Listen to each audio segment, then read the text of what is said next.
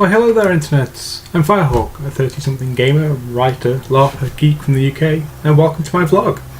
Because apparently I'm starting a vlog, and this is it. It's something I've wanted to do for a while, because apparently I don't have enough projects on the back burner to concentrate on, and wanting to add something else. I'm smart. This is for me as much as anyone else though, I think. It'll give me a chance to look back on various periods of my life, remember what was going on, and see how well I've progressed, or not, since then. If not, well, I'll probably produce about 3 of these and then lose interest. Say you've only got a few of these to suffer through if that ends up being the case. So anyway, these vlogs will mainly be used for me to ramble about things like role-playing, creative endeavours, mental health, the ongoing goal to stop being a fat ass, my doggo, and video games, because they're the most important things going on in my life right now, and you're always supposed to talk about what you know, I guess. As this is the first one, let's do a quick whistle-stop tour through each one of those things. Mental health. In 2015, I finally got diagnosed with depression and anxiety after suffering with it since my mid-teens. I was bullied throughout high school for numerous reasons, and being on the receiving end of a lot of abuse in various relationships throughout my teen years. I developed teenage angst when I went to college, which then persisted through my 20s and into my 30s. My experience with dealing with depression was normally always from the other side of things, trying to help my friends deal with what they were going through, and as a result I often ignored what was going on with myself.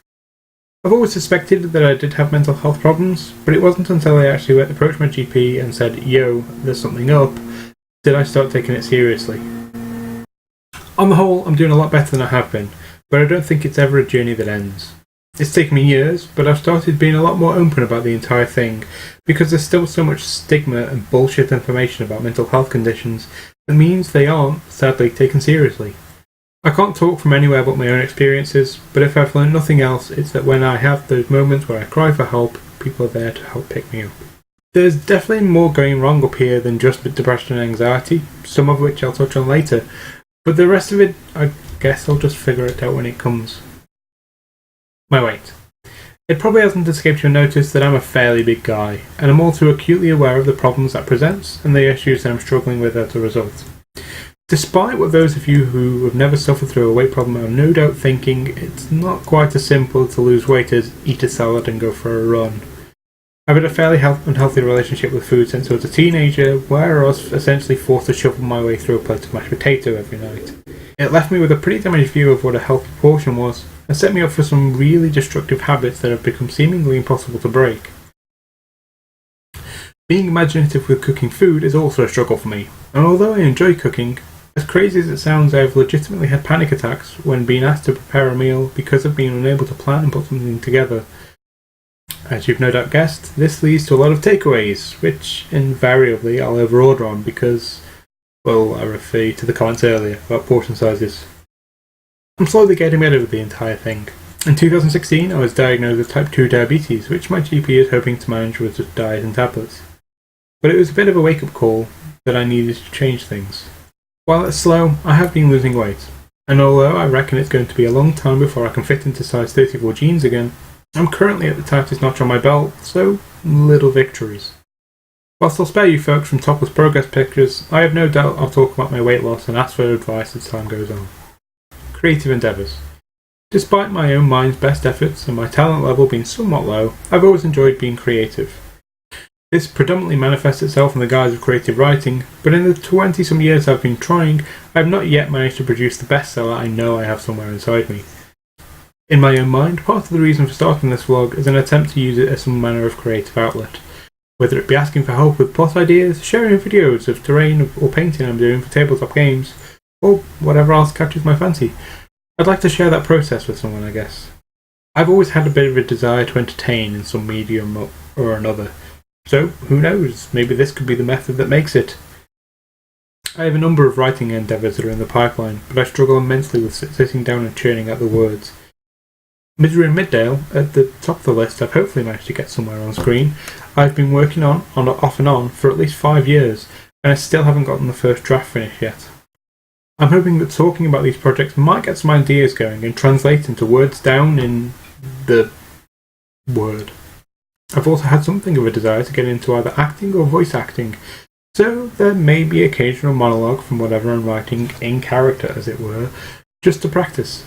This may end up being cringy as all hell, but it'll be fun, he says. Role-playing. No, I don't mean that. And even if I did, I'm not that into gratuitous oversharing that I put that in your mind. No, I mean tabletop role-playing and live-action role-playing. Tabletop role-playing I've been doing since high school. Probably one of the reasons for the aforementioned bullying, working through games like D&D 3.5, Pathfinder, Warhammer Fantasy Roleplay, an odd mech warrior homebrew a friend devised, Paranoia, Dark Heresy, Rogue Trader, Orpheus, All Flesh Must Be Eaten, Big Eye, Small Mouth, and no doubt more besides.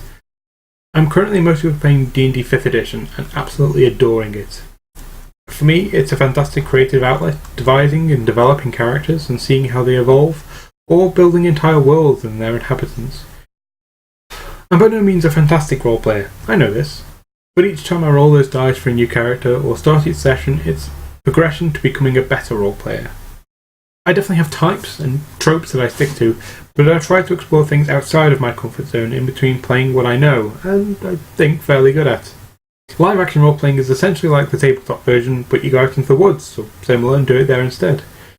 You've no doubt seen movies like Role Models and Knights of Badassdom, and while they're a Hollywood-esque view, and no doubt some LARPs are like that, which does nothing to assist with the stereotype, there are much better representations. Geek and Sundry's series LARPs shows a hell of a lot better the passion and camaraderie that goes into events. Heck, even the Tough Gig episode Dara O'Brien did shows LARP in a much better light than Hollywood ever could. I've been LARPing for about 11 years now. There's video evidence of when I first started and everything, as my first day got partly recorded. My entire time has been with the national UK society called Fools and Heroes. Set in an alternate universe version of the UK, the medieval period is a lot more magic, demons and monsters and invading Danes and multiple kingdoms on our small island. But it uses names and loosely some events that happened those 1,000 years ago to inspire some of the plot when we're not defending the country from a fresh threat that seems to roll round every 2 years. It is, hands down, the greatest thing I've ever started. I've made some incredible friends and had some of the best life experiences and most heart-wrenching moments thanks to those 300 or so geeks from all over the United Kingdom. If there was one thing about my teens I could change, considering all the past mistakes I've made, it'd still be going back and discovering Fools and Heroes when I was 16 instead. Home life. Doggo.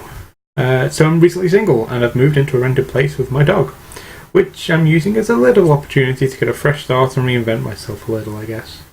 Keeping me company is this guy, Kekar. Yes, named after the Warcraft character.